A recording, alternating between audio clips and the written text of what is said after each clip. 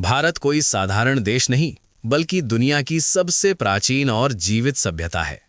जब दुनिया के कई हिस्सों में मानव जीवन की शुरुआत भी ठीक से नहीं हुई थी, तब भारत में सभ्यता अपने शिखर पर थी। लगभग 5000 वर्ष पहले सिंधु नदी के किनारे सिंधु घाटी सभ्यता फली फूली।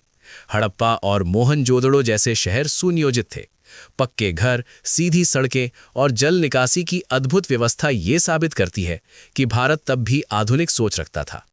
इसके बाद वैदिक काल आया, जहां ऋग्वेद, यजुर्वेद, सामवेद और अथर्ववेद की रचना हुई।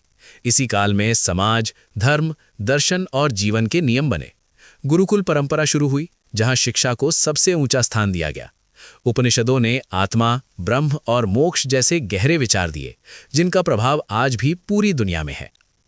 फिर महाजनपद काल आया, 16 बड़े राज्य बने। इसी समय भगवान बुद्ध और महावीर स्वामी ने अहिंसा, करुणा और सत्य का मार्ग दिखाया। भारत सिर्फ शक्ति नहीं, बल्कि शांति का भी केंद्र बना। इसके बाद मौर्य साम्राज्य का उदय हुआ। चंद्रगुप्त मौर्य ने एक विशाल साम्राज्य खड़ा किया और सम्राट अशोक ने कलिंग युद्ध के बाद हिंसा छोड़कर धम्म का मार्ग अपनाया।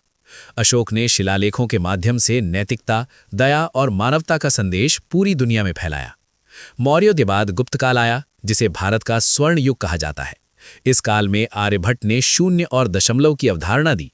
कालिदास ने महान साहित्य रचा और नालंदा व तक्षशिला जैसे विश्वविद्यालय ज्ञान के वैश्विक केंद्र बने।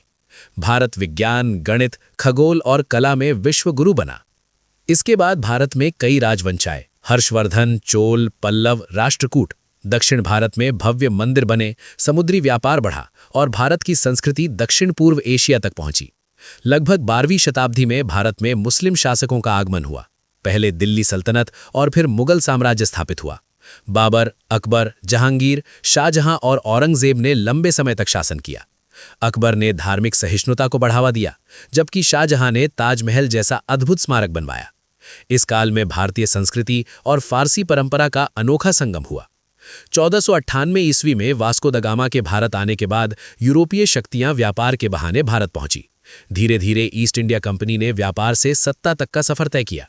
1757 की प्लासी की लड़ाई के बाद अंग्रेजों ने भारत पर नियंत्रण मजबूत कर लिया। भारत, जो कभी सोने की चिड़िया था, धीरे धीरे गुलाम बना दिया गया। इसके बाद शुरू हुआ स्वतंत्रता संग्राम। 1857 की क्रांति ने आज़ादी की चिंगारी जलाई।